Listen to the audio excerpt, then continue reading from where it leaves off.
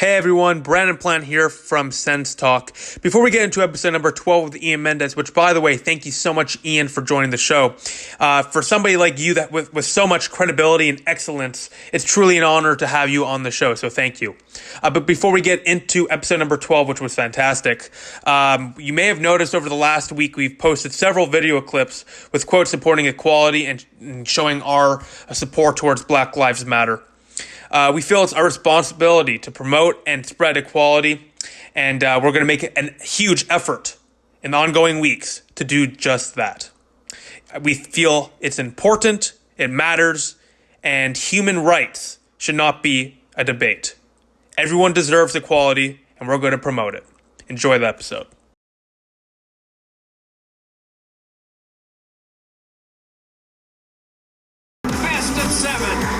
Best of 7 series of a best of 7 series. Welcome to the Best of 7 podcast.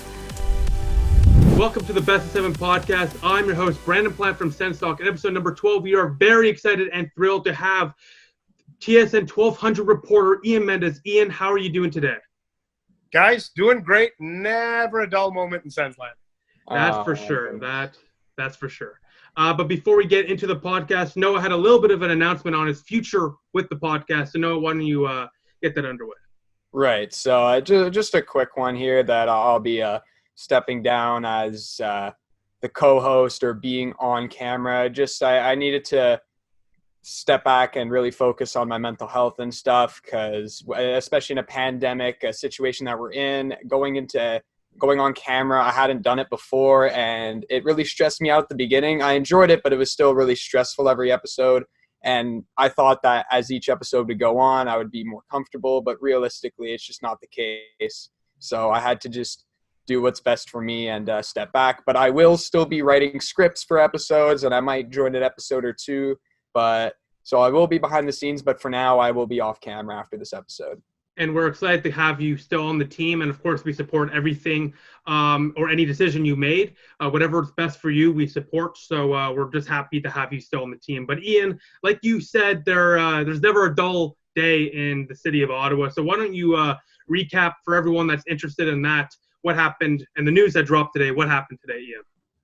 Yeah, absolutely, Brandon. First of all, just a quick note here to Noah. First of all, I'm really glad that you're taking care and tackling your mental health. That is really important, and I think we all need to be supportive of that. But beyond that, just know that like when I first started in TV at Sportsnet, I used to, like, the night before, like the sweaty palms and the racing heart, and just know that it's normal. Okay, know that it is a really, really tricky thing to see yourself on camera, to hear yourself on broadcasting. So if you ever want to reach out and connect with me about getting more comfortable doing this type of thing, you let me know. I'd be happy to help. Now, as for the news of the day, let's get to that, which is I thought some terrific reporting by Rick Gibbons of the Ottawa Sun, and he shined a light on the financial records that are publicly available, by the way. In fact, I had a chance to look at these on the weekend from the CRA. So Canada Revenue Agency, if you're a charitable organization, all of your financials are essentially available to the public. And what Rick Gibbons was able to do is look at the Organ Project, which is Eugene Melnyk's charity from 2018, and realize that this entity took in about $990,000, and they paid back $5,000 under the little line there, and it's a T3010. That's the form that we were looking at. They paid back $5,000 back in terms of charitable giving. And now I can understand 100% that looks bad. Like optically, that's terrible. That's less than half a cent on the dollar that's going back into the community. I believe, and as we're doing this interview, we have not seen any response from the Ottawa Senators, from Eugene Melnyk. I believe that this will be the response.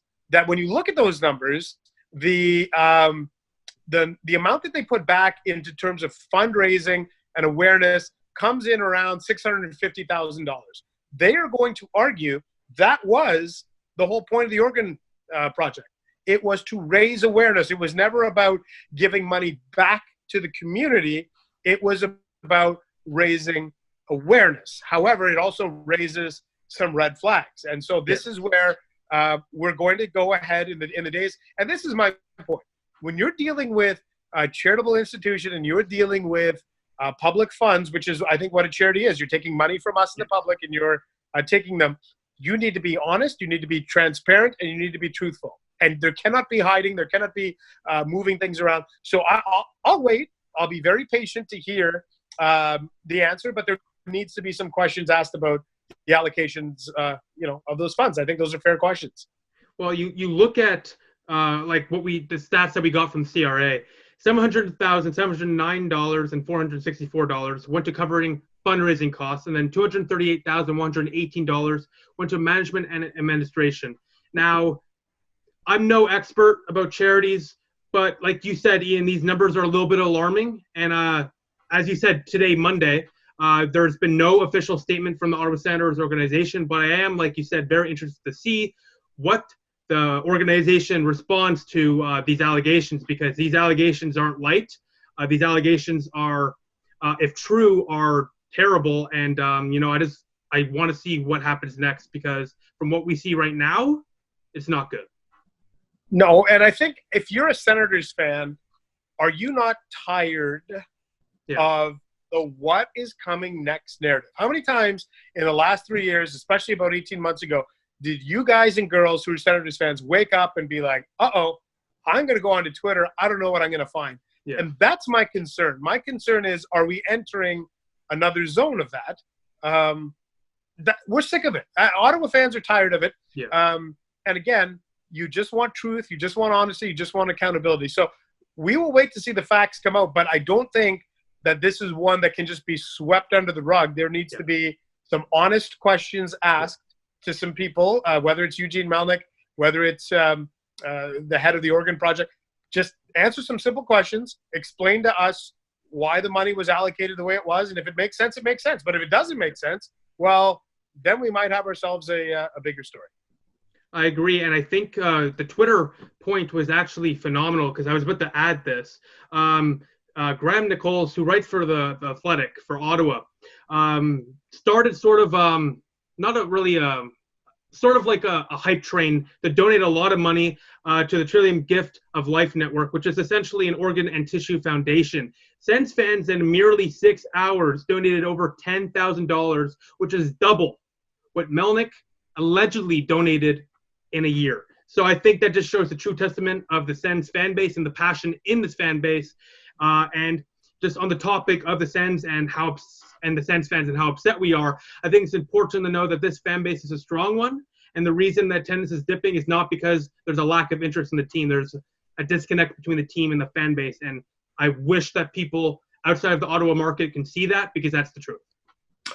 Yeah, that's well said. I think I feel so bad for Ottawa fans who arguably in the last 3 years, so let's go from the moment that Chris Kunitz goal goes in, Game 7 of 2017, to us sitting here on June the 8th, 2020, I would argue that there's not a singular fan base on the planet that has gone through the craziness, the negativity, and the controversy of the Ottawa Senators. And so it has tested the patience of the fan base. For anybody who has turned their back on the team, I would say I'm not sure I can blame you. Your loyalty has been tested. Your patience has been tested. All of these things have been tested. Who am I to tell somebody if they walk away from the Senators? Yeah. Who am I to tell them you're not a good fan? Well, I love to see a fan base go through all of this in a 3-year period. Let's see if you have 100% retention of fans. You're not going to. You're going to lose a lot of fans when you lose the trust of a fan base. Well, on top of that, I just don't like the argument that if you turn your back on the team for right now, you're not a real fan. The whole point of cheering for a team is to take yourself out of your current life and just absorb hockey for 2 to 3 hours. Just forget about everything that's going on in life and to have fun. And the Senators for the last 3 years have been nothing but the opposite. The on-ice product looks very promising. But the issue is the off-ice, management and the mismanagement that we've seen in the Senators organization, that's the huge issue. And I don't know if y'all will say it, but I'll say it. Until we get a new owner, I don't think things will change. I hope I'm wrong, but every single day, Melnick is somehow surprising me with some news story. And,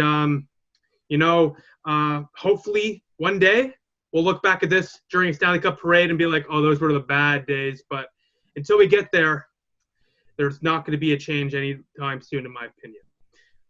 But before we keep on going in circles and circles about how its fan base is upset with the team and how the disconnect is there, I think in the last week or two, we made it a goal for the podcast to discuss, of course, what happened with George Floyd, the racism in sports, and racism in general. So, Noah, why don't you ask the first question, because this is a big issue that doesn't get talked about enough and needs to be talked about, because racism is bad.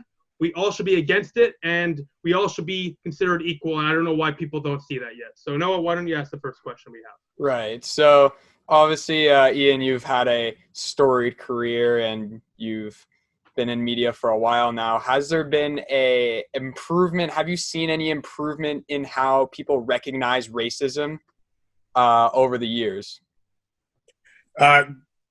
Great question, Noah. I have no idea why you seem nervous in front of the camera, man. You're pretty good right? Right? At doing this. No, honestly, you are. You're really that was a natural question. I would say, what's amazing, guys? You're asking me if I've seen improvement over the years. I'm going to tell you, I've seen more improvement in the last 7 days than I've seen in the last 7 years. And that's awesome. And I can't tell you how satisfying it is. Look, you guys know me. You've seen I'm a visible minority who covers the National Hockey League. I know that I probably stick out like a sore thumb with my counterparts. I get that. I understand. Unfortunately, though. But yeah, but it's amazing to me that over the years, NHL players and management and people, no one has ever said boo about racism. Even if you think about it, go back to the fall when Hakeem Aliou was saying what he was saying. He's like, hey, Bill Peters called me the N-word. And listen, Bill Peters lost his job. I think that was the right thing. But it wasn't like we saw this avalanche of, hey, let's stamp it out. It was kind of like, And what happened in the last week, and I have to give, a ton of credit to Evander Kane. Yes. Because Evander Kane deserves a lot of credit.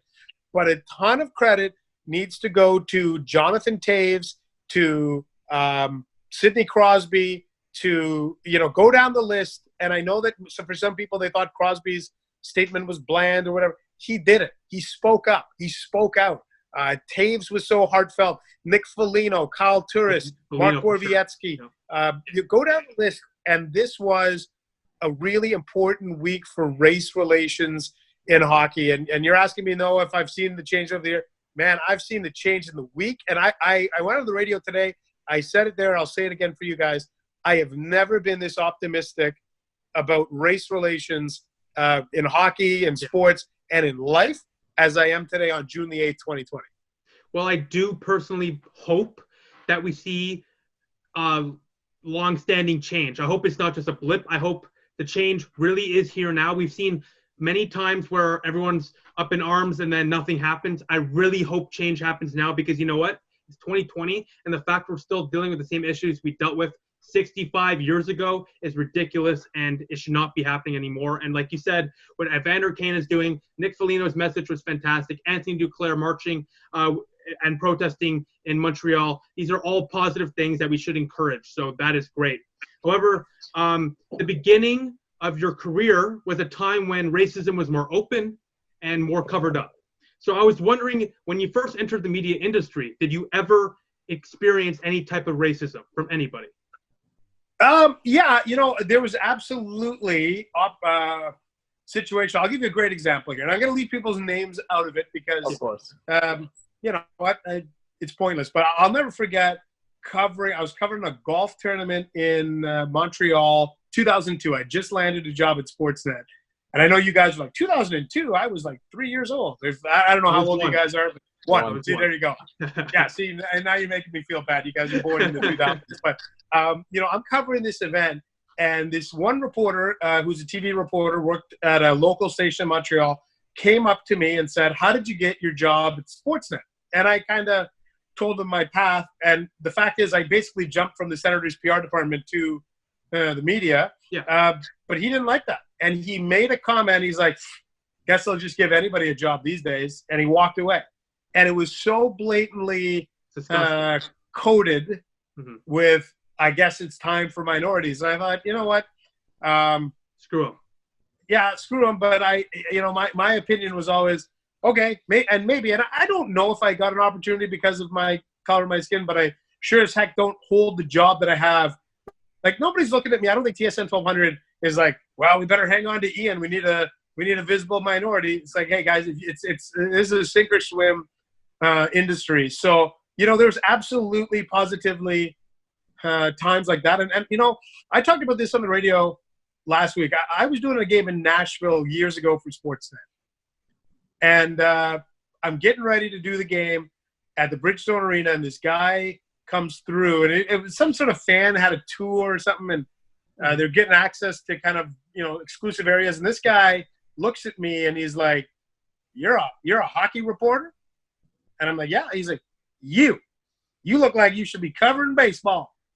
And he was just killing himself laughing, like just thought it was the funniest thing in the world. I thought, oh, okay, so it's funny to you that I'm covering hockey. Okay, well, that's a weird way to look at the world, but that's the way of the world that some people look at it. But I got to tell you, when I see people like you guys who are, obviously, 19, 20 years old, you guys don't see the world the same way through the same lens as people my age and people older. And that's what I love. You guys are way more on board with inclusivity and not judging people by their sexuality or their skin color or their gender, right? And that's great. Like that's what I'm really encouraged about, is that I don't think that the next generation of minority reporters that go through the system will deal with any sort of racism and that overt racism. I don't think in that way. Let's hope not. And what you said with our generation being more open to things, and you know what? I don't know why it took so long for a generation like ours. All I see is people. Everyone, regardless of skin color, regardless of gender orientation, regardless of sexual identity, I don't care. You do whatever you want, and I'm not going to see you because you're a minority. I'm not going to see you because you're gay. I don't care. And I never understood why there was such a stigmatization around these people. They're just regular people, and it's always bothered me. So, yeah, I'm really happy about how we've really advanced, obviously as a generation, and I've been talking about this stuff. Maybe some older people, like family members or family friends, and they're like shocked because they never would have seen this improvement in the generation that's younger, like only 10 years younger than them. So if they're like 55, they would never see this improvement over 40-year-olds. But now you look at 20-year-olds, and it's just the improvement's just it's massive and it's visible, and that really is what makes me happy and proud of us as a people, and especially a hockey community that's needed this wake-up call and that's needed this. It really needed the publicity that it got. Yeah. So we got absolutely. The next question. I always say that your generation, guys, you're going to be the one that saves us. With your outlook on life. You're going to be the generation that that actually saves us. Well, before Noah gets to the next question, I just wanted to add on to that. Like I said in the last episode, enough's enough. We've gone through too many years. Noah and I are Jewish, all right? So we've experienced anti-Semitism, and you know what? It's given us a unique perspective on things. Growing up, we experienced this stuff, so we were able to understand. We were given that unique opportunity. Now, we weren't able to obviously understand to the extent of some of these other visible minorities, but it gave us an understanding of, this is wrong. Why are we getting treated differently because we're Jewish? So from a young age, we were like this, and to this day, I can't wait for the day we don't need to be talking about this stuff anymore, because it shouldn't be an issue. It shouldn't be an issue. It's ridiculous. 100%. I agree with that. Obviously, it's just insane. But we're ready for the next question here. obviously there's a lot of younger black boys and girls, any visible minority that really want to get into whether it's the media industry or any industry. Ian, what's your message to them on how to take their path to the show? Yeah, hey, listen, it's a great question, and whether it's I would give the same advice whether I'm speaking to visible minority, whether I'm speaking to a woman, whether I'm speaking to quote unquote a young white male. Like, I think the lesson is the same. You have to outwork everybody around you. And I'll give you an example. I graduated from the journalism program at Carleton. There's probably 25 people in my graduating class of 100 that's what they wanted to do. They wanted to be sports reporters, and they wanted to be on TV or radio or print, and that's all they wanted to do. And it's my sincere belief. I don't believe am or was more talented than them. I just worked really hard to find opportunities. I was the guy volunteering at the campus radio station with a show at Carleton on CKCU. I was the guy volunteering at Rogers TV locally. I was the guy, writing volunteer articles for Cross Country Canada. I don't know anything about skiing, but I was like, I need to get my experience in the sports world. And so that would be the piece of advice that I would give to anybody. If you're in a journalism program, broadcasting program, okay, great. Don't just go into your program with come out of it after 2 or 4 years and be like, okay, well, I put in the work. Well, no, that's only a small part of it. It's you really have to figure out, how am I going to separate myself from the pack? How am I going to, maybe have a completely different, and what's hard now is I feel like the competition is much fiercer now than it was 15, 20 years ago, because when I came out, it was like blogs were just starting, podcasts weren't even around, Twitter wasn't around. So people didn't have an online presence like they do now. Now, if you want to, kind of get a podcast going and a blog going, you like can. Yep. Yeah, exactly like this. And I've been, like you're saying, I've been doing Sens Talk since 2013. Like, it's been a 7-year grind, and like you said, people didn't have the potential or to create some sort of podcast or blog then, but now everyone has a potential to show everyone the chance to get a chance to get on TV, to get on radio, whatever. Yeah, exactly. Yeah. But we obviously have a long way to go before we see the end of racism or, finally have an end to any discrimination at all.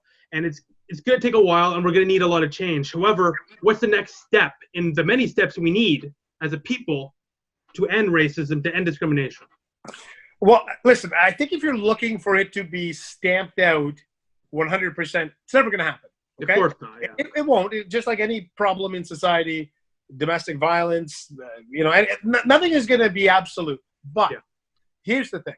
I think in the last few days, you've seen people that have never spoken up about it speak up about it. That's what we need. And then, there's been too many silent passengers along the way. And what I think is encouraging is that there's an echo, result here, or where people feel like, okay, well, you know what? 3 weeks ago, if I was a white guy, I didn't feel comfortable saying I'm going to speak up or I'm going to say Black Lives Matter. But guess what? You do now. You suddenly feel like, it's time for me to stand up and say something. And so that's where I think we're headed. We're headed for a place where we're never going to, 100% eliminate it. But I can tell you that the world is going to be a much better place. It's no different, guys. I'm gonna compare this to the Me Too movement from a couple of years ago. Yeah. Where are you going to completely eradicate or eliminate gross behavior from men who are no? Can't. But is the world a safer, better place for women today than it was 2 years ago? Yes. Yes, it was. And we need to keep going along with that. And I'm hoping that this Black Lives Matter and anti-racism movement kind of follows the same trajectory. I hope so too. So obviously, I listened to your essay when you read your essay on TSN1200, and you mentioned the Colin Kaepernick protest when he was kneeling during the anthem. And you mentioned that you've been an avid supporter and defender of Colin Kaepernick since day one. What are your thoughts on the future of kneeling protests? Hey, I like you said, I was a Cap guy from day one. I was, and I felt like if you think that guy is disrespecting the military, you got it all wrong. And so I'm glad to see people like Drew Brees and even to some extent the Commissioner Roger Goodell change their tune. That's what we need. We don't need people. I don't need to, start ripping Drew Brees. Hey, he's admitting he's made a mistake. He's admitting he needs to learn. That's what we need. Future of protesting in sports is going to be amazing because I think now the NFL is going to have a real conundrum on its hands. Come September or October, whenever they kick off, you're going to see a number of people feel like they're empowered. Why not what are they doing? Why is it bothering you? And that's my issue, guys, is always this. You hear this group of people saying, I'm sick about hearing about racial injustice and police brutality. I'm sick of hearing it. Well, guess what? Black people are sick of being the victim. You tell me what's worse, you hearing about it or you being the victim of it? And it's not even close. So I'm hoping that they're able to continue with the protests that we saw from Colin Kaepernick and Eric Reed and other people. I really hope that there's an environment that allows them to peacefully protest a situation that I think highlights social and racial injustice. I think it's just ironic and hypocritical that some people said that they don't like what Kaepernick's doing, but they say that he's disrespecting the flag. In the meantime, he is expressing his First Amendment right to a freedom of expression, freedom of speech, and letting himself express himself. So he's actually doing what the Constitution says, what the flag defends. So at the end of the day, he is just doing what he wants to do and following his rights, and I support it. And you know what? There needs to be change, and like you said, there's going to be conundrum. But next year, I expect there to be many peaceful protests, and I hope these protests really bring change because, like you said, people are really waking it up. Now, like Noah mentioned, your essay was very powerful the other day on TSN1200. You mentioned how the phrase "stick to sports" is really ignorant, and the media and players should use their platform to express their beliefs. Why do you think so many are opposed to athletes expressing their beliefs and using their platform to say what's right? You know what? What it is just basically stick to sports just means I don't agree with your opinion. Yeah. And that's all it means. It doesn't mean you shouldn't speak. It just means, you know what? I don't agree with you. And it's like, okay. But, and I thought the best example of that was the Fox News anchor, Laura Ingraham, who last week, I think everyone saw the video, her telling LeBron James and Kevin Durant 18 months ago to shut up and dribble because you're just a basketball player. Shut up and dribble. You don't know what you're talking about. Then Drew Brees defends the flag, and she's like, he has a right to express his opinion. There's the issue. When you agree with somebody, you will defend their right to free speech. When you don't agree with somebody, you attack it. So listen, stick to sports is nothing more than code for I don't have the ability to have a thoughtful, engaging conversation with you. And so I just want to plug my ears and say, stick to sports. Right. I've never liked that phrase in general. Like why, like you don't need to have a degree or anything in a specific topic to be able to state your opinion on racial injustice. It's just absurd to me, really. And it's not just racial injustice, like homophobia and stuff and anti-Semitism. Like you don't need a degree in anything to speak your mind about that. You should just be able to say what you want. And, it really doesn't put a good look on this Fox News anchor, obviously. And that's and it was just seeing the videos from 18 months ago to today or last week or whenever she talked about Drew Brees, it's just, I wanted to turn the app off. I wanted to just turn my phone off, put it down and just sit there. The double standard is unreal. Thinking like that. Unreal. Yeah. That's all it is. Double standard. It's unreal. So obviously that was a really, really powerful essay. I really was happy to hear it. And there were a lot of really emotional, strong points that you made. Were you scared at all to make this essay, knowing that there is going to be a potential backlash coming from it? Yeah, absolutely. That's a great question. Yeah, I was. It's funny. Like it took me I read it at home with my wife and kids, and had a hard time getting through it.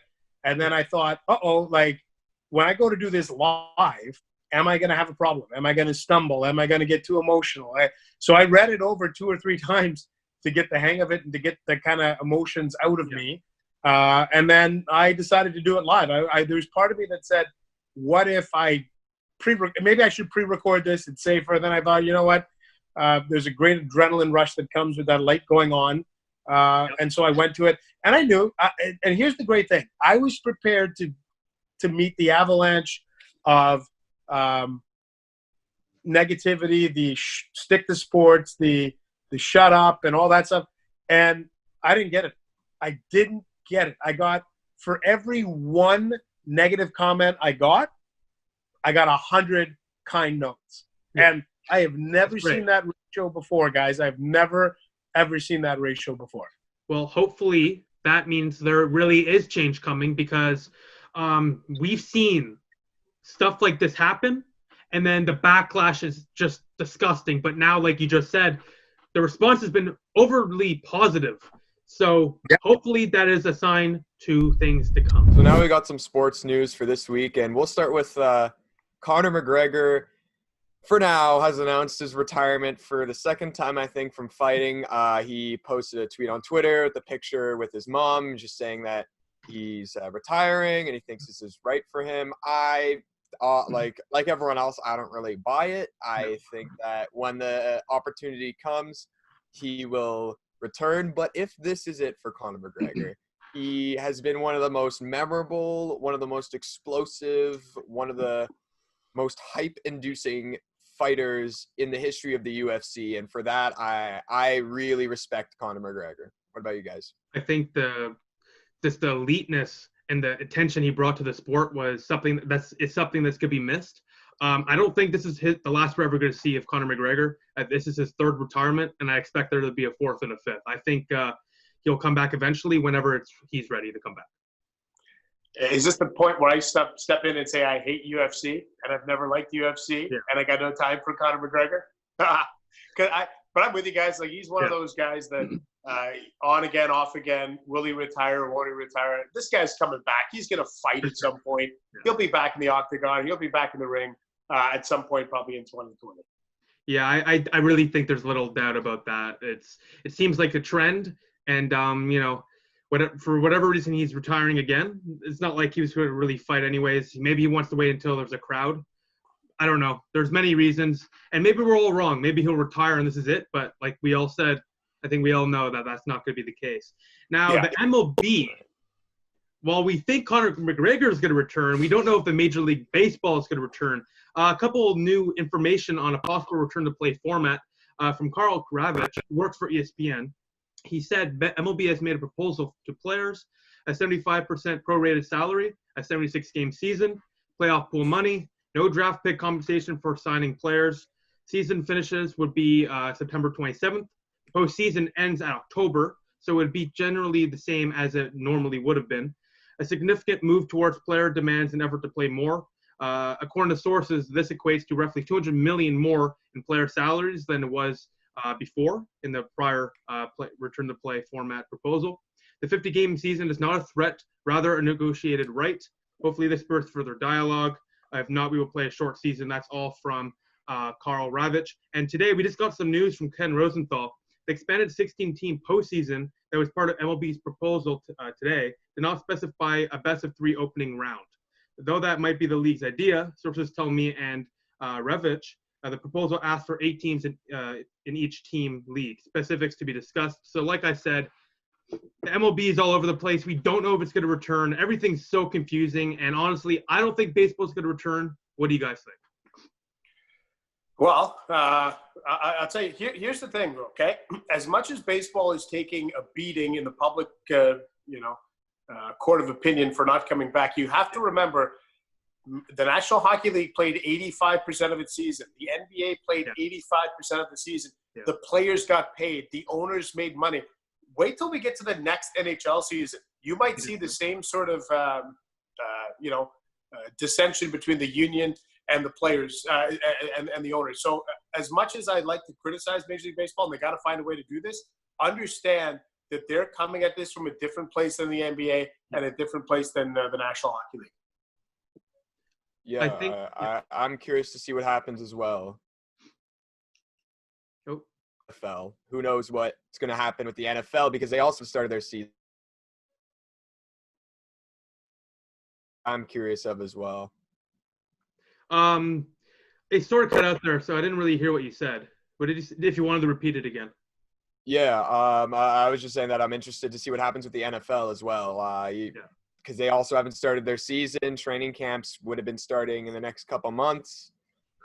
Who knows what's happening with the NFL? I'm glad Ian brought up that point because that's a point that is not being spoken about enough. Like the owners in the NHL and NBA, like you said, have already made money, so the loss of revenue is not as significant as it is for MLB. And you got the TV deals, the TV companies obviously are not going to want to pay if there's no games on the field, and of course you got no fans in the stands.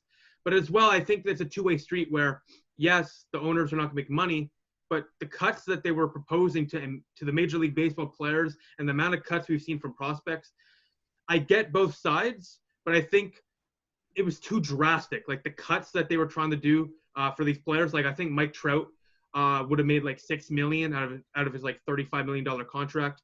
Like I get it, but I also at the same time these players are risking themselves. They're moving themselves away from their families, and they should be compensated fairly for that as well. It's a two-way street. That's my opinion, but that's what I think. Anyways, Noah, why don't you get to the NBA? Yeah, for sure. So we had the NHL announcing their return to play format a couple weeks ago, and now we got the NBA. So the NBPA approves the 22-team format to resume the NBA season. The new season return to play format will include 2 to 3 exhibition tilts before the regular season. Obviously, these guys are not in game shape right now. They really need to get back in there. A maximum of 1,600 people on the Disney World campus, daily COVID-19 testing, and a minimum 7-day quarantine if a player is found positive. The NBA will continue to play if a player contracts the novel coronavirus. So one positive case will not stop the NBA season. Players and family must stay inside the bubble. So obviously they're going to have some boundaries for the family. Potential manufactured crowd noise using NBA 2K game sound. Honestly, I'm all down for it. Me too. What else are you going to do for fans? So I don't mind it. A proposed 35-person travel party limit. Obviously, that's the idea. You know, you want to get one as small of a party as possible. Potential 3-hour practice windows. That's also a good idea, just to make sure that every team can practice, but as well, trying to still sort of abide by the COVID-19 rules. No blood tests in Orlando for substance that fall under the league's anti-drug policy. And as well, the NBPA reportedly also said players will receive their full paychecks after taking the 25% pay reduction in May. I think it's obviously good news for the NBA, just like the NHL's is. Those basketball fans have been starving for some basketball. It was going to be a really close and really competitive season, which is not something we've seen much lately of basketball in the past few years. But last season and now this season, they're looking to be very competitive seasons. We actually don't know who's going to be winning the NBA title this year. So I'm excited to see that the NBA is returning, especially on the 22-team format. You never know what's going to happen in the playoffs. I think this format, not only is it funny and cool that they're going to be at Disney World, not is it funny or cool that they're going to have NBA 2K fans and noise in the stands, which I love. I think it's a nice replacement to the fact that we lost March Madness. This tournament that they're sort of proposing is sort of like that. It's a unique tournament. So I think this gives fans the opportunity to get that excitement. These games are going to be, I don't know what the series are going to be like. I think the series going to be shorter? Is that what they're proposing? I don't know if that's been discussed yet, or none of this. No, I believe it's going to be it's going to be best of 7 guys. Oh, okay. The caveat being that there might be, depending on the standings at the end of the regular season, they're going to play a handful of games. there might be a play-in format for the number 8 spot, which I think is something the NHL should look at doing. Yeah. Is doing that 8-9 play-in. Yeah, I guess that's what I was talking about. I read that somewhere. I like that. It like New Orleans Pelicans, for example. They're in. We get to see Zion, Lonzo Ball. We're going to get to see these young players play playoff games when they probably didn't have the chance. So I like that. It gives these young players a unique opportunity, and it shows how the NBA is always a step ahead in creating new, fun alternatives to fixed situations. The NBA always seems to be ahead of the game on that kind of thing. Some news today. There haven't been many quarrels with the NBA. I've always been pleasantly pleased with how the NBA has handled their leagues and stuff. Yeah. And the NHL has gotten to that point too, but I hope that the NFL and the MLB can take some notes here, because obviously the NBA and NHL are way better led than the other two sports. Well, I think the NFL should be okay. Like Ian said, NFL, the owners, they're practically all billionaires or hundreds of millions of dollars. The revenues that they're going to get from the TV is going to be fine, and their games are going to play. The problem is with the MLB is they have a negotiation or arbitration, what do you call it? Like they have a players agreement that's up in a year or two. So I think that's what this is. They're discussing, is it even worth having the season? And should we just start negotiating on the next MLBPA contract?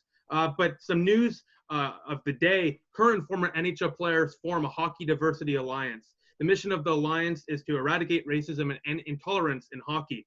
Evander Kane and former NHL player Akim Aliu are co-heads of the organization. Named to the group's executive committee were Detroit Red Wings defenseman Trevor Daley, Minnesota Wild defenseman Matt Dumba, Buffalo Sabres forward Wayne Simmons, Flyers forward Chris Stewart, and former NHL forward Joel Ward, who's a legend, by the way. The group will work independently from the NHL. However, Kim Davis, the league's senior vice president of social impact, growth initiatives, and legislative affairs, said she hopes the NHL and Alliance can work together, which I do as well. We are supportive of all efforts that are intended to advance the role of our sport in society, Davis said. We are hopeful that this alliance will collaborate with our NHL structured council and committees, particularly the Player Inclusion Committee, to bring ideas for change. Guys, what do you think of that? Yeah, I think it's obviously something that's overdue. It's something that probably should have happened in the fall with the Akim Aliu. Yes. When that story broke with Bill Peters, why there wasn't more traction and feeling like that should have been done then, I don't know. But we're in a better spot today. I'm happy to see that this group of 8 players has gotten together, and it's important to note that they're independent from the league. And I actually think that's a good thing, because once you put things under the league's umbrella, it's under the league's control. These 8 guys are going to be able to say what they want, and they're not beholden to anybody. They're not beholden to Gary Bettman and Bill Daley. They're not beholden to anybody. They will just speak the truth, and I think that's a good thing. I can't disagree with that. That's exactly what I thought initially. Initially I was like, that's kind of weird that they're not a part of it. Then I started thinking, I'm like, the NHL has certain, they don't want to be controversial and stuff. And I think this gives the committee or the alliance an avenue to say whatever they want and say the truth. The truth is needed to eradicate intolerance in hockey, and I really think the alliance is going to do that. What about you, Noah?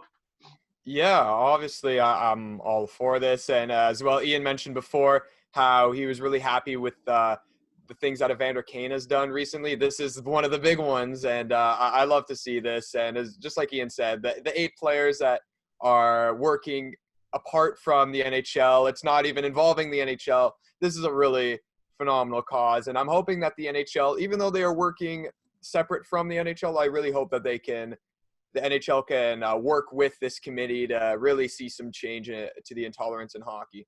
I did have a question for Ian. Ian, do you think we can see more players join the alliance in the future?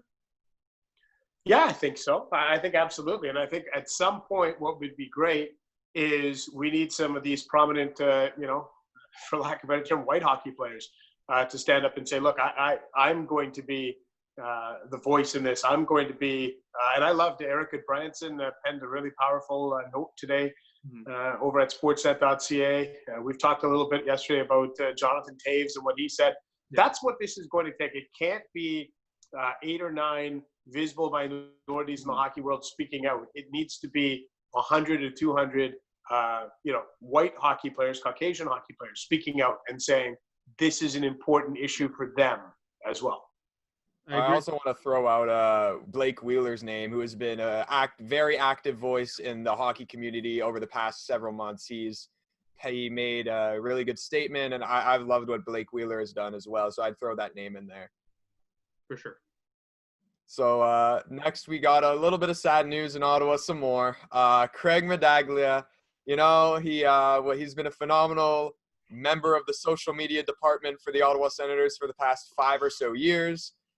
He had a great run on being the face of the Sens Twitter. He made some iconic tweets, obviously the boring Sens being up 4-0 and the advanced stat department, if the Bruins got no shots, is that good?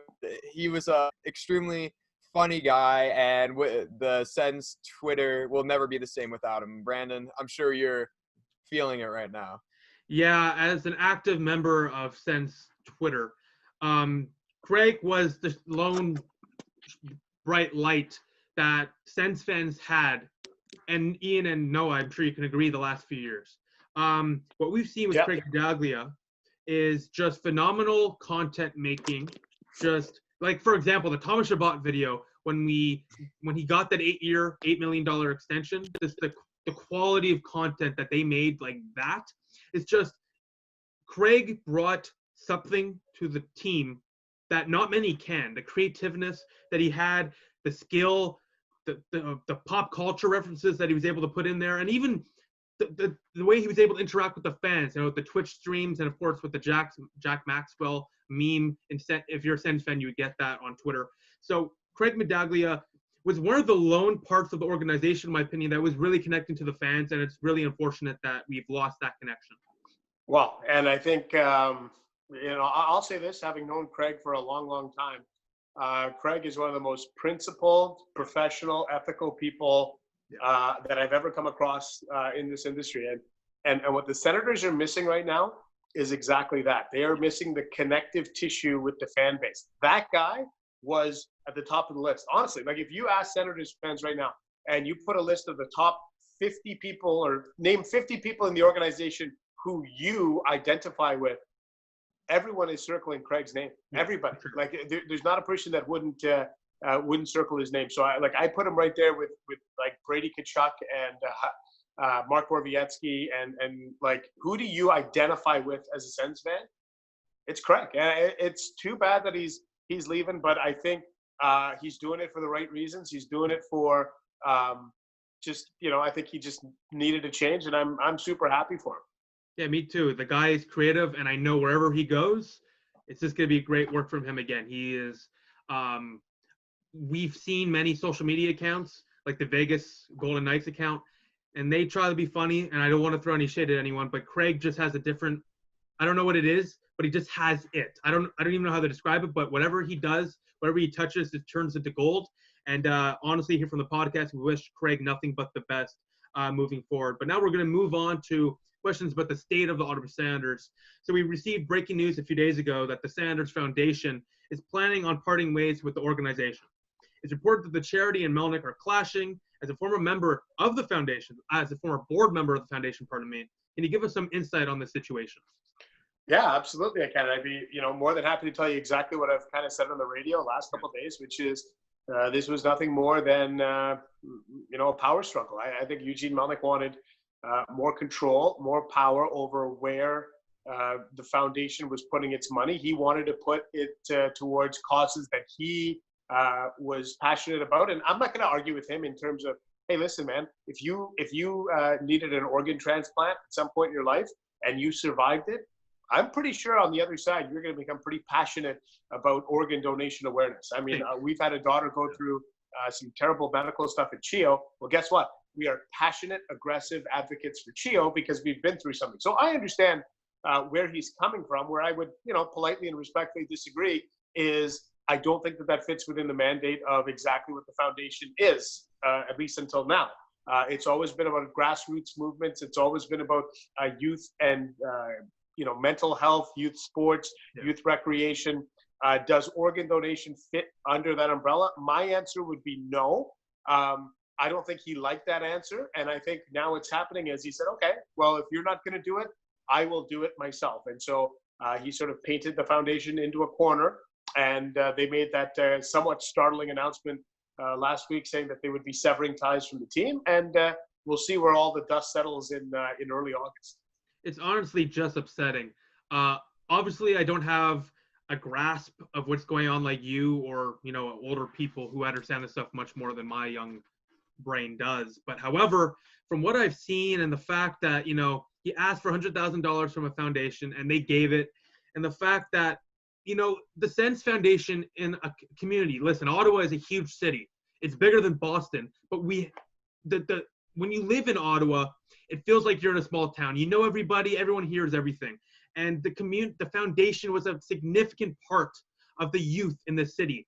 And you think if Eugene Melnyk cared about the city, he would do whatever he needs to do to not let this foundation walk away from the team. Because this is a huge loss for the community. I can't exaggerate that enough. This is a huge loss for the community. This is a huge loss, especially for the youth in this community. And it's just upsetting that ego is pushing himself to push away a foundation that helps many, and I mean many, youth in this community. Yeah, and that becomes the upsetting thing. Look, I want to make something clear. In the future, there will be a Sens Foundation. In fact, I believe that the team actually owns the copyright to that name. But the entity that is the foundation now, it's board members, it's staff, it's resources, it's money. They're going to walk out the door at the end of July with all of that. But yeah, that's my concern. Listen, this is a boardroom struggle between Eugene Melnyk and the foundation. That is a story. But my concern is, what about Roger Nielsen House? What about CHIO? What about all these programs where we're pushing young kids into sports? What about those mental health programs through Youth Services Bureau? All the things that the foundation has done, that's the concern. Is that going to be cut? That one of the few connections that the team has left right now with the community is the foundation, and that unfortunately is going to have to be changed here in the months ahead. I've always been like scared, and that's the main problem. Is what you said. It's a boardroom struggle with guess who, Eugene Melnyk. And when have we heard that before? We hear that every day in Ottawa, that something's a struggle with Eugene Melnyk. The Alfredson contract with Eugene Melnyk, the Carlson contract negotiations, a struggle with Eugene Melnyk. Every other good player, a struggle. Jim Little, a struggle. Tom Anselmi, probably a struggle. And it's at this point where I'm, as a Sens fan, I am beyond sick of this kind of stuff. I would. This is actually a good segue into the next question, because I would call what Melnyk has been doing in the past few years Bush League. And he is allegedly stealing money from a charity, which for me is just, it's below Bush League. It's even worse than that. Do you expect the NHL to ever step in and deal with Melnyk? Hey, listen, I'm with you. By the way, I love your use of the term Bush League there. It's not lost on me. I think that at some point the National Hockey League has to step in and at least calm the waters here a little bit, reconnect the fans and the team, reintroduce customer confidence in this marketplace. I think here's the upsetting thing. If I look at this story objectively, and this is my concern, this is why I have a problem where I feel bad for Senators fans like you guys and other people, guys and girls who have been Ottawa fans for a long time. Yeah. If I told you last week, I was like, hey, guys, you're a professional sports team, an NHL team has just cut ties with its charitable foundation. I wouldn't believe it. And I asked, but if I asked 100 fans, you get one guess on the team. Oh. How many are picking Ottawa? 95? 98? 99? That's the problem. This became the most surprising, least surprising story of the week. And that's what is concerning. So we need to figure out, and Noah, your question is, will the NHL step in? Hey, I hope so. I'm all on board for transparency and truth. I have a job as a media member to ask for and sometimes demand accountability. Sure. That's it. That if you listen to people asking you tough questions, then you're going to stay on the path. When you start to avoid us and you only cherry pick your reporters that you go to and you don't take tough questions, guess what? You're off the rails. And that's, in my humble opinion, I think that's where we're at. There hasn't been safeguards in place in the last 3 or 4 years that would have kept this thing on the rails. And I wanted to mention something that Elliott Freeman, one of the most respected reporters in the game, mentioned on a podcast with Tim and Sid. He said that there's no chance the Senators will leave town, and that some owners in the National Hockey League have in fact asked the league what they can do in regards to Eugene Melnyk. Unless he declares bankruptcy or fails to pay his fees, Elliott said that the league cannot do anything. I spoke to a friend of mine who's a lawyer, and I asked him, with the situation with the charity and the CRA, I wonder if a CRA audit on the Sens Foundation can change that. Can the CRA audit force maybe the league to step in and be like, you're not fit to be an owner anymore? I'm interested in that. That's a very important question to ask. Well, yeah, and I think, look, one of the things that I think can take you out, look, failure to pay bills, you won't be sticking around as an owner. And then one of the things that could absolutely see you terminate your ownership is if you bring the franchise and yourself, and by extension the league, into disrepute. Yeah. So if you are accused of, being shady with a charity, and then that is confirmed, and then that it all points back to you, you would think that that potentially opens the door to that sort of character clause of, that doesn't look good on the league. So I would imagine at some point the league is going to ask themselves, okay, why are these stories coming up in Ottawa all the time? And at some point you would think that they're going to ask themselves. But I think unless that there's some, you can't fire somebody for a bunch of rumors. You can't fire or terminate somebody for circumstances and innuendo. There has to be some smoking gun, clear-cut evidence that this guy's unfit in some way to be an owner. And look, as we sit here on the 9th or 10th or whatever we are of June, I don't think we're at that point. But again, this is going to be a really interesting scenario to see how it plays out. I think I've spoken to a lot of my Sens friends and Sens fan friends, and what I've mentioned to them is I don't think Melnick is fit to be an owner, but at the same time, he's paying his bills. He's embarrassed the team, but he hasn't really put a big detriment on the league. And until he does, like Donald Sterling, if he says something racist, which I'm not accusing him of being a racist, I'm just saying if he does something like that, right, or anything illegal, unless he does something illegal or becomes a huge racist, I don't think he leaves until he sells, because it's a private company and he controls it, and you can't just fire somebody unless there's he did something illegal or racist or something that makes the league look terrible. And I want Melnick out, and I personally think what he's doing is terrible for the league, but I understand why the league's like, he's still paying the bills, and we don't really have another owner that really wants to step in there right now. So what are we going to do? I get it at the same time. It sucks. I do want to mention that Brandon said he wants Melnick out. That's actually the hat I'm wearing on right now.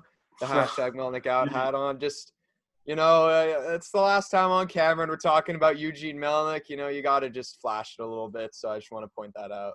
Well, tip of the cap to you. Speaking of Melnick and the Bush League, Mr. Melnick called you, Ian. Firstly, I just want to mention, throughout the last few days and the last couple of weeks, Ian and I and Noah have all been in contact. Ian held a Zoom call to help us with our social media and podcast stuff, and Ian was so gracious to join the show today and yesterday. We've cut this into two. That's how nice Ian is. So when Eugene Melnyk called Ian Mendes Bush League, which I think everyone in the media industry and in Ottawa all disagreed with, Ian, this was very foolish, and I wonder what you initially thought and what you think now looking back at that.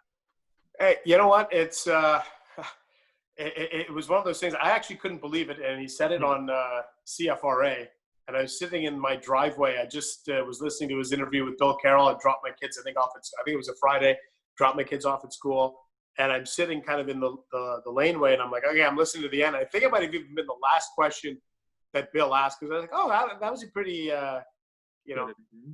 vanilla interview with Eugene. And then Bill asked the question at the end, what's your problem with the media here? So, and then it was like, I was like, he just did not. He did not just say what I think he said. And sure enough, he did. Listen, I want to make this one point clear, okay? We in the media and you guys in this podcast, everyone's got an opinion, okay? And you guys have an opinion on Eugene Melnyk. We have on the radio shared our opinion of the direction of the Senators franchise. It would be pure hypocrisy if I got upset that this guy's mad at me. Like, it's a two-way street. So if I'm going to be critical of the direction of the team, then I also have to be ready and be an adult and take the criticism that comes back. Do I think it was fair? No, but he's got every right in the world.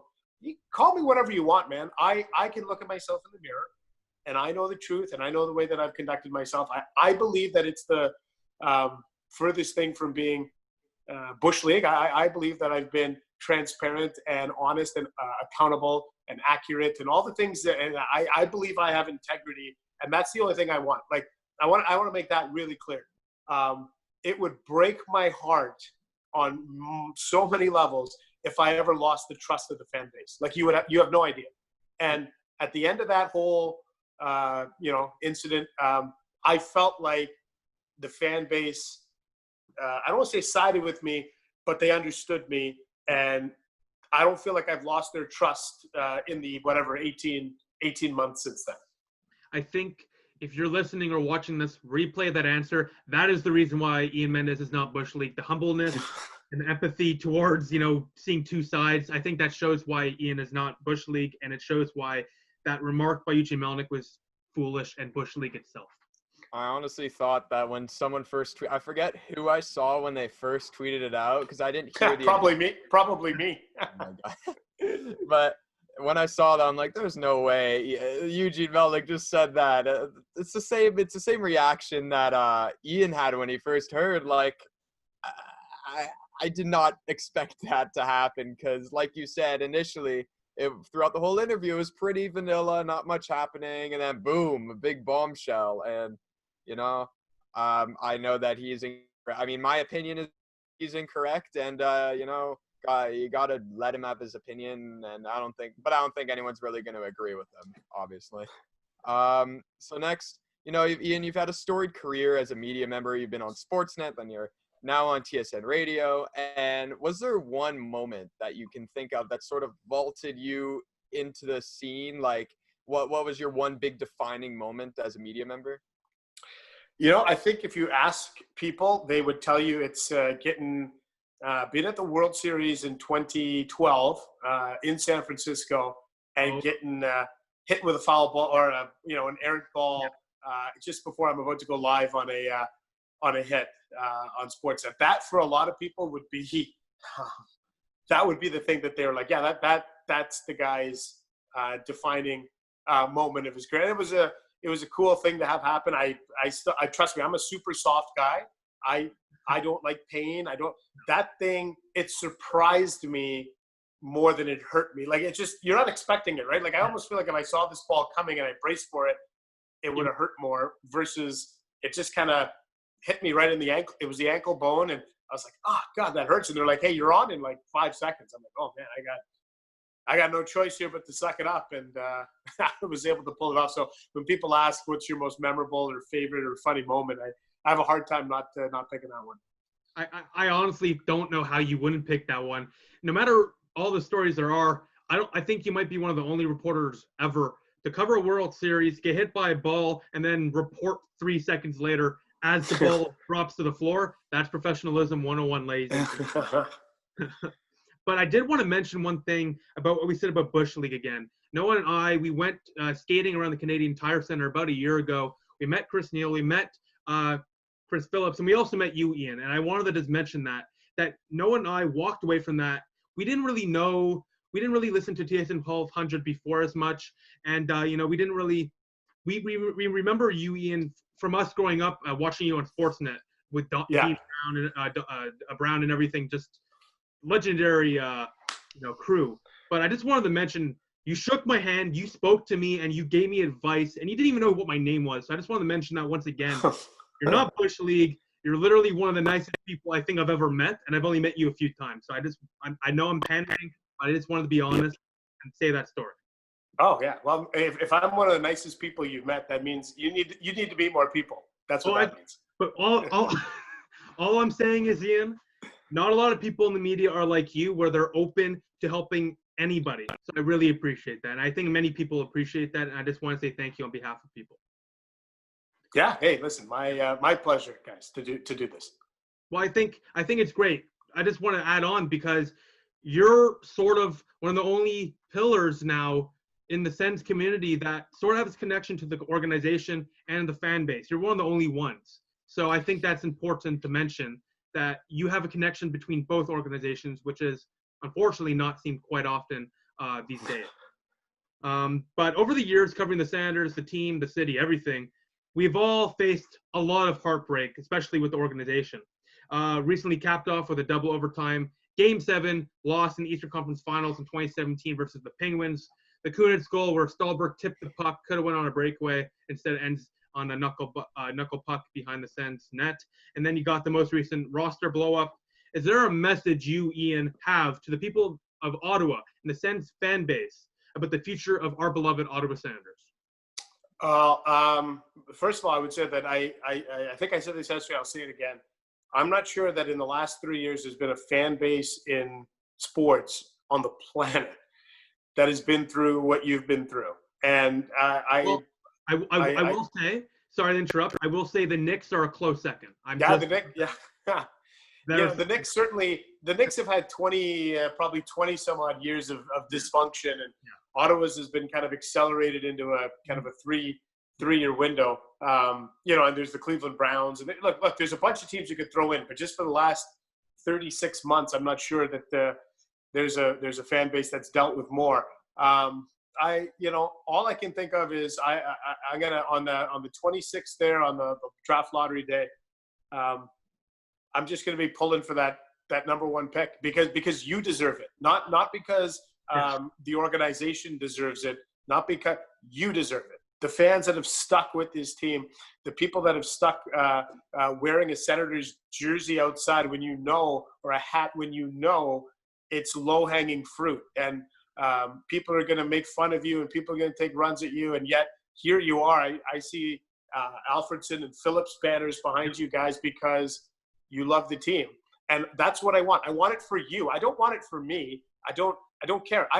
People ask me all the time. They're like, do you cheer for teams? I'm like, I don't cheer for teams anymore, but if I had one wish on the planet, it would be that Ottawa wins the Stanley Cup.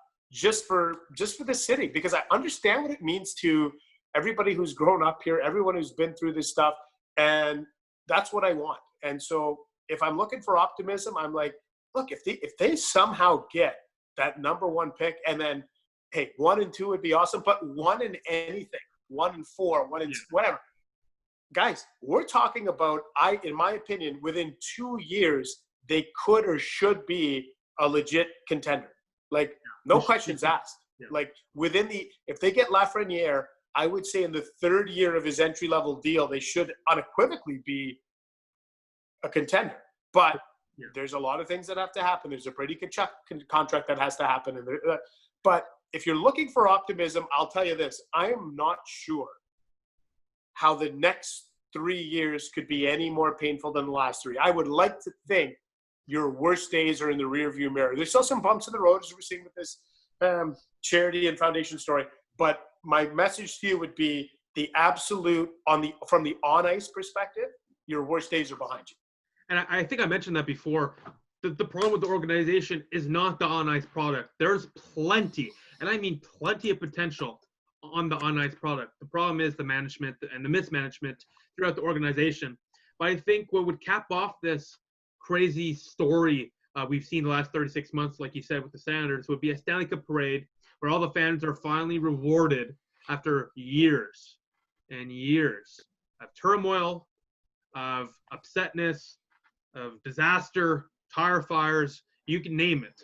It would be nice to cap this off with the Stanley Cup for the city of Ottawa.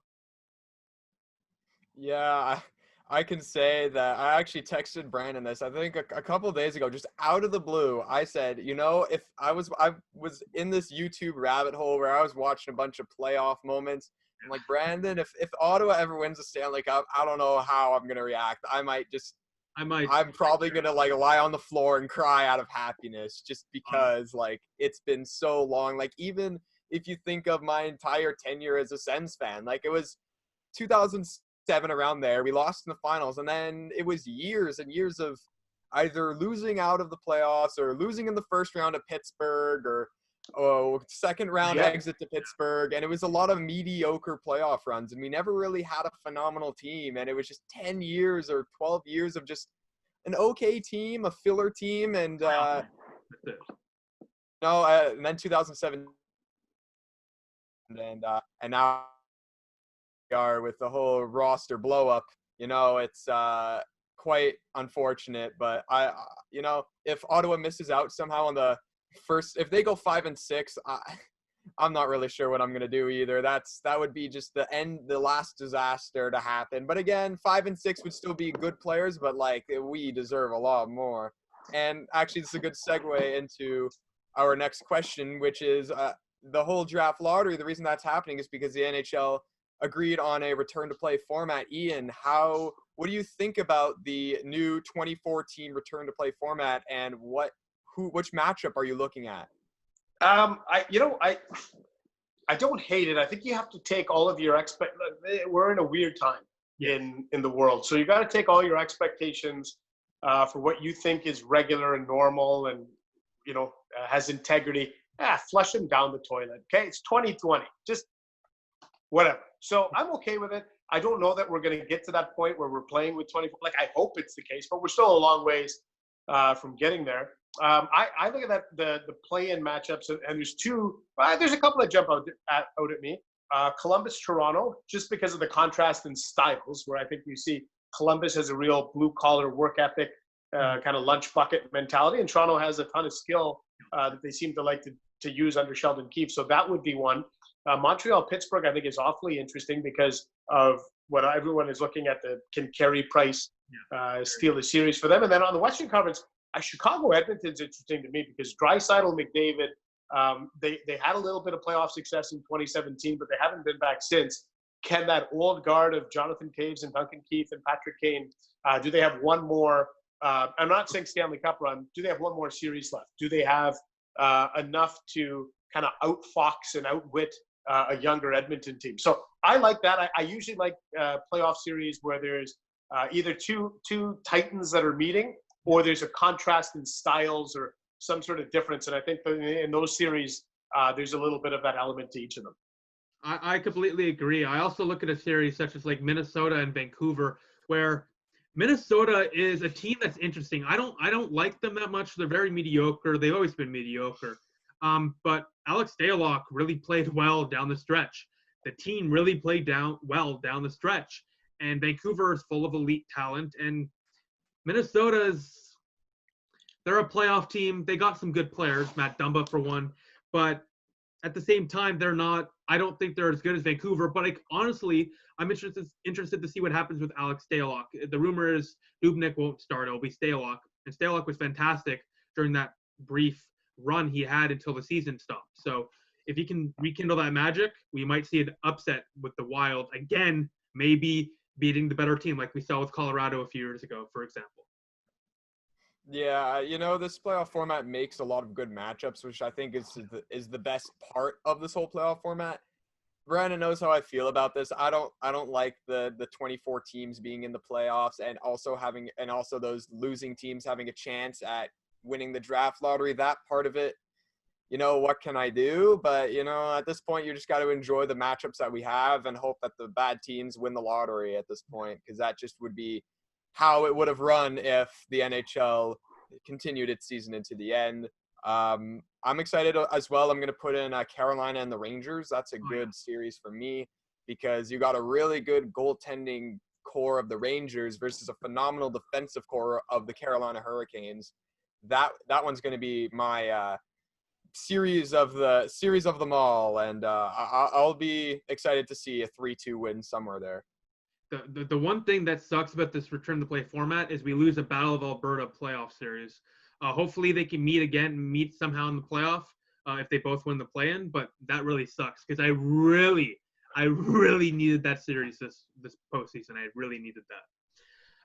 But Ian, you had an interesting take that I actually agreed with. I did a live reaction to the NHL draft lottery format, the return to play format. I broke it all down live. And I saw you tweet out maybe an hour later with the same idea that I had, where the NHL's draft lottery format doesn't really make sense, in my opinion, for the teams that are out of the play-in. But I wanted to hear, before I give my opinion again, what you thought about the format. You know, it bothers me that one of the teams that is in the play-in could potentially they could end up with a 12.5% chance of having a high pick if anyway. Look, we won't get bogged down into the math, other than to say it would have been really nice if the league said, okay, these 7 teams, you're not coming back to play. And as a result, only you 7 teams could end up with the number 1 overall pick. That's not to say that these other teams couldn't move into the top 4, 5, 6, whatever. That's where they made the mistake. They should have said you can only move up a maximum of 4 spots or 5 spots, and you can't, but they didn't. And that, look, how stupid is it going to look if Bill Daly pulls out that card for number 1 and it's like Team F? Like, wow, okay, that's congratulations. Dumb. Congratulations, Team F. My concern is for the awkwardness factor. And I don't want that. I love this game too much for us to make fun of it and make it seem stupid. Just look, Detroit, Ottawa, LA, Buffalo, New Jersey. We had enough of a season to know they sucked. All of them sucked. I don't want, can you imagine if Toronto plays that play-in series? They lose in 5. But they play Columbus. They lose in 5 games, and guess what? They're Team F. Well, yeah. Anyway. So that's all. I thought that there was a more logical way to do this, and they didn't opt for that.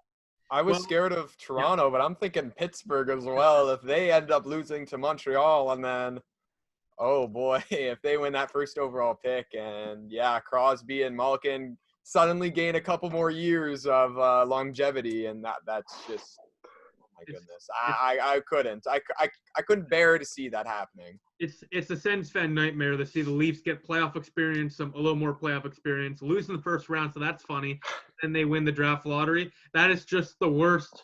I think that's the worst scenario for Sens fans. But like you said, I said the same thing about Pittsburgh.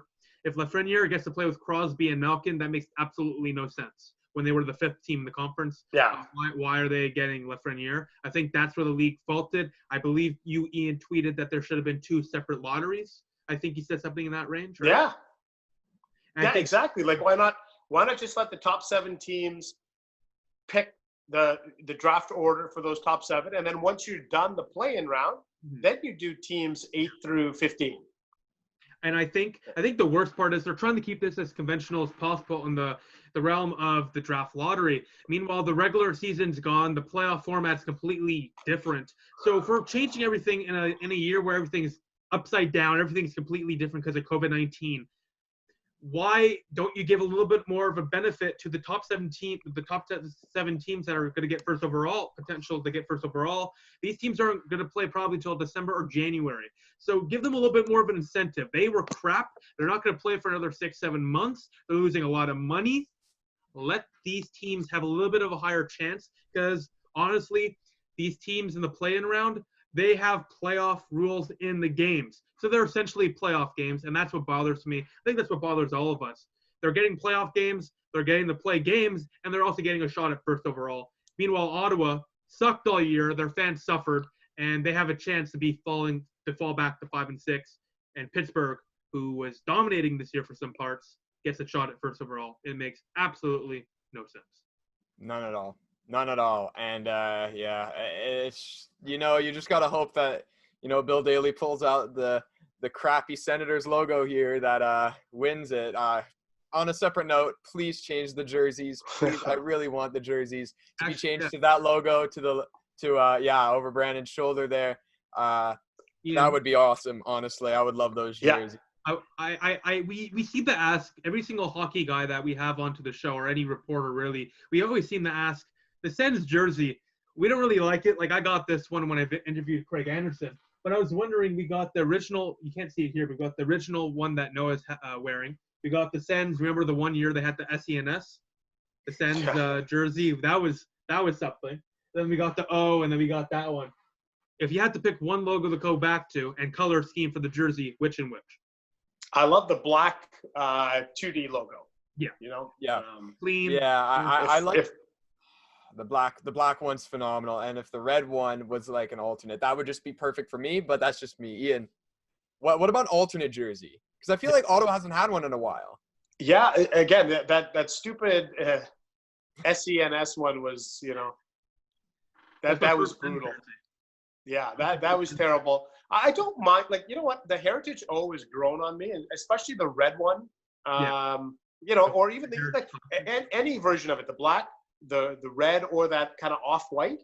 Yeah. Those are all cool as an alternate jersey, but I'd love it if they went back to 2D logo. And if I'm not mistaken, when they got to the Cup final in 2007, it was with the 2D jersey, right? Like when Alfie scores that goal in Buffalo, it's the 2D. Yes. It's the 2D jersey, like that. That's what I would want. Yeah. I actually have another option here. I don't know if you can see. Can you see that? The Spartacan in the background. You know that jersey had the Senegoth, but it was like a different version of the one that we have these days, the logo, and it had like a black stripe through it. Remember that one? Yeah. What do you think of that?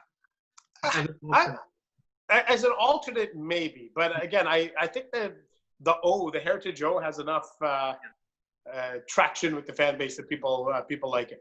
And then, of course, everyone's been in love with that one. Everyone's been in love with that one since it came out in 2014 or whatever it was. And then in the Heritage Classic game against the Vancouver Canucks, where Ottawa was down 2-0 and just dominated the rest of the way. Side note, why was Roberto Luongo not playing? I don't remember, but they put Eddie Lack in that. You know, but that logo for the past 6 or 7 years has been avidly asked by the Sens fans if it can at least be an alternate jersey, and I'm at least hoping that it's an alternate jersey with the 2D logo being the main jersey. Now, we're going to run into only a couple of fan questions here. Obviously, there was a lot of news and people sort of got caught up, so we didn't get as many questions as we thought. But first one was from our producer, Giordano Ladisa, and he was asking actually about when you did get hit in the 2012 World Series by the baseball. Was it more that you got hurt by the getting hit in the ankle, or was it more like, whoa, like shock?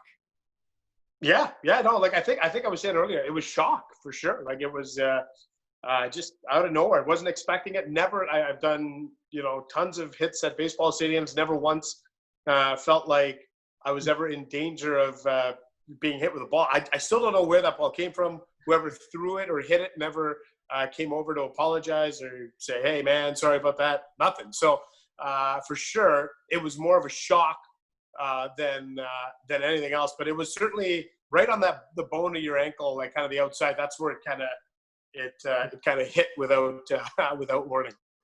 I actually, as a fan myself of you, I wanted to add on to that question. What was it like to cover the World Series in general, the biggest sporting event in baseball? What was that like? That is an honor. Yeah, it is. And, you know, I was a really big I am a big baseball fan. When I worked at Sportsnet, they knew that. So they gave me an opportunity. I think I did 5 or 6 World Series over the years, and got to cover a couple. I think I did the last one at the old Yankee Stadium, first one at the new Yankee Stadium. You know, I did, you know, a whole bunch of World Series and playoff games, and I loved it. Like, to me, as much as I love hockey, if you're asking me what playoff format has the most anticipation and drama, it might be Major League Baseball in the playoffs with the strategy and the, you know, and all that stuff. So no, I loved it, and you know, always look back fondly at my time covering those World Series. I think that's a great point. I think the MLB, the regular season is dragged on for quite a bit of time, so the fan interest during the regular season is low. But during the postseason, you see the interaction on social media, the hype around the game. And I think it's great that the game is trying to transition more to a young model where, yes, you can bat flip. Yes, you can express your emotions. The Jose Bautista bat flip, Noah and I were watching that. I think my mom, I remember my mom coming down. She was like, why are you screaming? And I'm like, Jose Bautista just hit the home run of lifetime. And then I realized, and my mom just like, all right, I'm putting the game on. I'm going to watch this. She's not a baseball fan, but once she heard me screaming, she's like, I gotta watch this. So, it's just baseball has that factor of it can be like that where it's the crowd is going crazy, or it could just be some weird thing like that Russell Martin throwing the ball, hitting the bat off of Chu, and then Odor. Or that's what I love with the game, because there's so many things that can happen because the game is unconventional. The next question from Taylor G. This is a little bit of an interesting one. How many Jamie Duffys could Ian Mendes bench? Ooh, how many James Duffys could I bench press? Boy, that's a good question. I will say half of a James Duffy. Okay.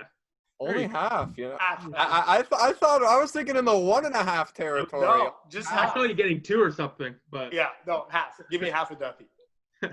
Half of a James Duffy. Yeah, it's a good question from Taylor G. And the last one we've got from Naftali Clinton is, what are the realistic chances? Now, we've talked a lot about Eugene Melnyk and whether he's going to sell or whether the NHL is going to step in. He's asking, what are the realistic chances that Melnyk sells in the not too distant future? Oh boy, I get asked this question more than any other question probably. I would say that in all of my conversations with Eugene, like, it would take disaster for him to sell. Like, this guy loves owning this team more than anything else. So it would have to take something extraordinary. And until something extraordinary happens, I would say no. Like, this, it's not like he's a guy that he's an absentee owner. He's quite the opposite. He's a hands-on, wants to be into everything. So when he's that invested emotionally into it, man, no, I would say no. But we've also seen some signs that perhaps there could be some issues bubbling under the surface. Yeah. And, on the topic of Melnick selling, I think there was a potential in the last year. Things were getting better. The on-ice product had potential. I think with the potential that the on-ice product had, with the fact that Ottawa was going to probably have 2 top 5, top 10 picks, I thought that Ottawa had a really good chance of being sold in the next few years.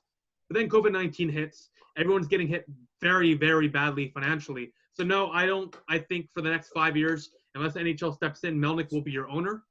Because why would a billionaire or a person of high wealth invest in a team with some debt in a league which is unstable, in a market where the trust between the organization and the fan base is not there? It's a lot of money that you're putting at risk when you just lost a lot of money financially. So I think in the not too distant future, no, like you said, Ian, but I think eventually, if the NHL doesn't step in, I think Melnick eventually, if this stuff keeps on persisting, I think there'll be an offer too good to pass up on. But we'll see. Noah, you're wearing the Melnick out hat. I want to hear your thoughts on this. Yeah, unfortunately, I don't think it's going to happen anytime soon. Maybe at the beginning of the season, I had a little more hope. Remember at the beginning of the season when we all thought Justin Bieber was going to buy the Sens? That rumor was pretty funny. But at this point, we're just reaching for it. Like Ian said, he's a very hands-on owner. He's really invested into this team. As much as we disagree with almost everything he does, but also it's been a whole thing about Pierre Dorion's tenure when he says, if there's a deal I can't refuse, then I'm going to take it. If someone gives Eugene Melnyk an offer he can't refuse, I'm curious to see what happens if there is a buyer, a suitor who will take the reins of this team. I'm hoping for it, but I'm not too optimistic about Eugene Melnyk selling within the next 3 or 4 years. It's just, I think he's going to go until either health issues or something extraordinary happens. But right now, I think it's just going to stay the same. And hopefully the on-ice product outshadows or overshadows the issues with the management and the ownership. And I think the on-ice product is the key to a potential sale of the organization. If somebody was buying the team, they saw a bunch of, I don't want to say scrubs, but a bunch of third, fourth liners all over the roster, not really a competitive team. The AHL doesn't really have any prospects. They have no picks. Sort of like what Detroit was like a couple of years ago. High contracts, just disaster. No, I don't think anyone would be interested. But like I said, I think the on-ice product is the saving grace for this team. I think that gives them the potential to be sold because, like we all think, like he even said, a contender in a few years. This team has so much potential. It really does. It's one of the better. I think it's one of the teams that has the most potential in the league. And like you said, I think in the next 5 years we'll be seeing Ottawa do things in the playoffs for sure. I will Hey, say, guys, say, listen, I got to run here. It's been an hour. Ian, did you want to plug anything so people can follow anything?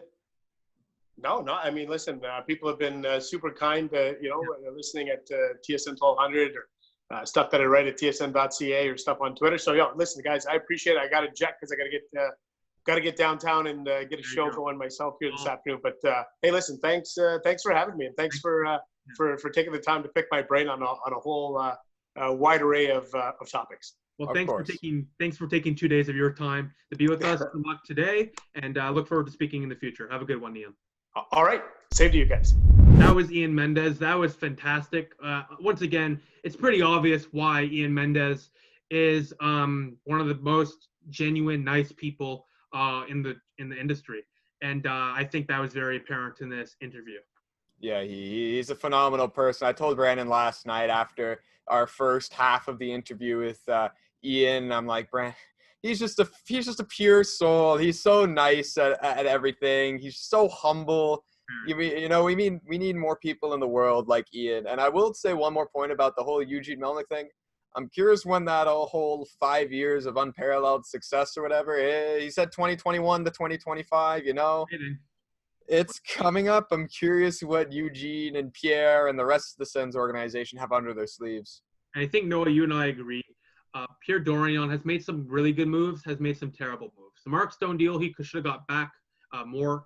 But as well, their Carlson deal, in hindsight, is really good. So I think Pierre Dorion sort of has no option but to listen, and he's Melnick's puppet, okay? And in that situation, Pierre Dorion has actually made some nice moves. He's acquired some good talent, and he's really assembled a really good prospect pool. So I don't want to I want to mention that Pierre Dorion is getting a lot of flack, but he's not the owner. The owner's telling him what to do, and if he doesn't do what he says, he's going to get fired. So I get it. He's the puppet. It's his dream job. So, of course, he's going to listen to what Melnick says. And I think with the hand that Pierre Dorion has been dealt, he's done an okay job for the most part. Yeah, of course. Agreed. Of course, I don't like that fact that he traded Carlson. I don't like the fact that he said that. Melnick probably asked him to trade Carlson, though. Yeah, in the end of the day, until Melnick's out, it's hard for me to gauge how good of a GM Pierre Dorion actually is. Now, Pierre Dorion does need to improve his fan-to-organization connection. On TSN1200, he was kind of critical to Sens fans. He was kind of rude, actually, and that's not what you want to do. As an organization, you don't want to be rude to your consumers, your customers. So, I think recently Pierre Dorion's been much more optimistic, much more positive, and much more nice, for better words, to the fans and, of course, the media in the city. But Noah, this is your last episode for a little bit, so why don't you just send a final message, say what you want to say about sports, anything. I'll just give you a little bit of a time to just put in a little message there to everybody. Sure. It's been a good run. Obviously, we're 12 episodes in now. We've interviewed guys like Scott Sabrin, Urinating Tree, Patrick Williams. Brandon Mackey came on the show in episode 4, I believe. That was a while ago.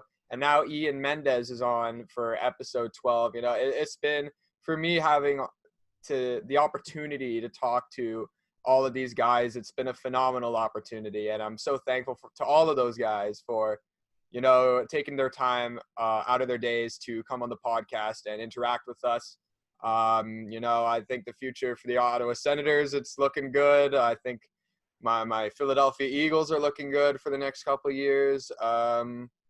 Past that, I'll still be around. Maybe I'll come on an episode a time or two, but for now, this will be my leave. I think that it's been phenomenal. I love the support that we've been getting. Obviously, some of our YouTube podcasts have gotten more views than I thought exactly that we were going to get, and the support's been great. We've had a good amount of Twitter interactions with our fans and comments and stuff, and obviously listening on Spotify and all the other places where you can listen to us. Yeah, I think the sky's the limit for this podcast. In 12 episodes or 12 weeks, we have grown. With Sens Talk, the last few years, there was a very, very steep growth. I've gained thousands of more fans. But what we've seen with this podcast, I wasn't expecting to get Eugene Melnyk on. I wasn't expecting to get a Sens player on in the first 3 months of this podcast history. So I think the sky's the limit for the podcast. And of course, like Noah said, we love and appreciate every single one of you who watches, who listens, who interacts with us on Sens Talk, on Best of 7 podcast, everything. We say thank you so very much. So Noah, for the final time, why don't you tell everyone where they can follow and listen to us? Of course. So firstly, you guys can follow us on Instagram, Twitter, and Facebook at Sens Talk Podcast. Really active on all of them, so please be sure to check them out as well. We are streaming on, Apple Music, Spotify, SoundCloud, Google Play, and also at YouTube at Sens Talk. So, click the red button down there, make it gray. There we go. And click like, share.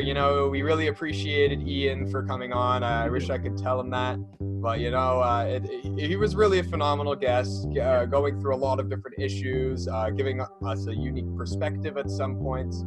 And I hope to have contact with him soon. He's just a phenomenal person, phenomenal guest on the podcast. And we really appreciate him being on. And more than that, it's just he took an hour and a half of his time in 2 days. He moved things around for us. So I know it seems like I'm kissing his ass, but I'm being dead serious when I say this. He is one of the nicest people I've had the pleasure of interacting with in this industry. It's been very humbling to see such a nice person embrace bloggers, embrace podcasters, embrace the new generation of media. So I really appreciate Ian for joining the show, like Noah said. And Noah, I think everyone here thanks you for joining the podcast as you're my best friend. So I really appreciate you taking the opportunity and going out of your comfort zone to join the show. It's not going unnoticed. We really appreciate it. And of course, we're best friends, so we're going to be talking. But to the fans out there, don't worry. You can follow Noah. What's your Twitter? Just put it up. Twitter, I think we're at Noah_Luden. It's pretty self-explanatory, but I'm pretty active on Twitter. I'm on there basically every day. So just come shoot a message, say hi, or just interact. I'll be retweeting all of the Sens Talk and Best of 7 podcast stuff. And I really appreciate the support we've been getting. Yeah, and we really do. And once again, Noah, thank you so much. To the fans, thank you so much. It's been 3 months, and we've got a hockey player. We got Eugene Mendes. Let's see what happens in the next few months. Thank you, everybody, for listening. Thank you, everybody, for watching. I hope everyone stays safe. I hope next week we have a more peaceful and loving world to live in. And I really appreciate everyone to watch and listen to this. Noah, I'll speak to you soon, everybody. This is Brandon Plant and Noah Luden. For the Best of 7 podcast. We will catch you in the next one. Thank you so much.